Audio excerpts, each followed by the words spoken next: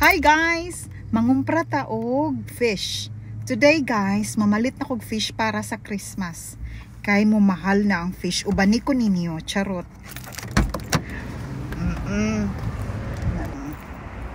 Ano siya ang merkado diri.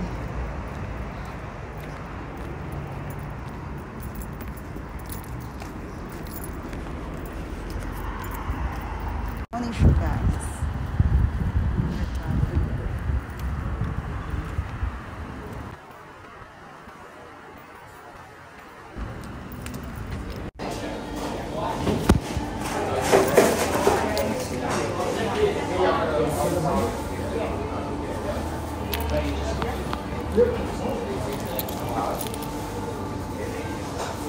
Guys, sosyalan talaga kasi may priority number. I'm so lucky na kuha ko is 69. What a number! Dito sa Australia, guys, kung pupunta ka ng normal lang na grocery like Coles, sa Woolworths, may mga fish sila pero hindi kagaya nito. Everything you want, andito na sa Samtas. 3 fish factory ang alam ko dito sa Adelaide, pero ito yung pinaka-paborito ko. Hindi siya masyadong maamoy. Katulad ng sa market, diba? If you go to wet market, when you go out, as in, if you put some conditioner in your hair, when you go out, it's like very smelly, very stinky. Pero dito, hindi masyado. Kasi naka-aircon siya, tapos yung mga mababahong part ng isda ay nasa likod. So normally, kapag pupunta ako ng isang fish factory, naka-ano talaga ako, naka-kalo, naka-hat, naka-cap, tsaka sunglass.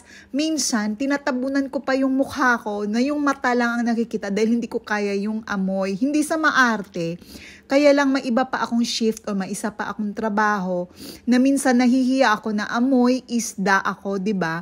Sino bang may gusto sa amoy ng isda? Pero ito guys, lobster guys. Let's say $79 yata 1 kilo. Ang mahal niyan dito guys. Ito yung isa. Nalimutan kong pangalan yan guys, pero masarap din yan. Pero hindi ako bumibili ng ganyan kasi masyadong mahal. So sa isda lang ako, caribels lang ang presyo. Kasi minsan once a week talagang nag-fish kami ni Nathan. I mean, kumakain kami ng isda because our body needs seafoods. You know, minsan shell, minsan squid, at kadalasan bumibili ako ng malalaking isda. So tonight, gagawa ako ng fish, mag-grill ako ng fish at saka galay.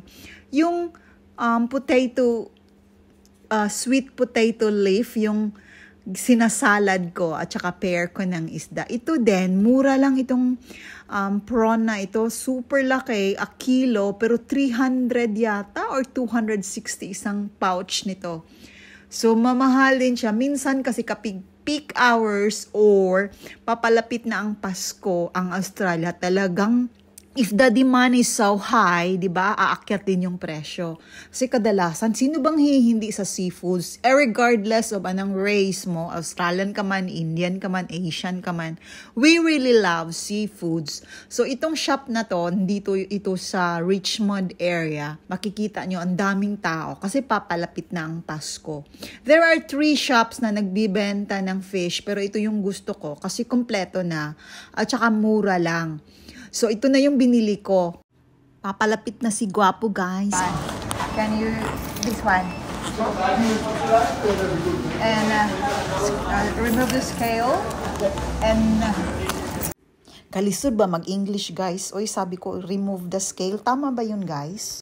Or simply, remove the shell. Charot.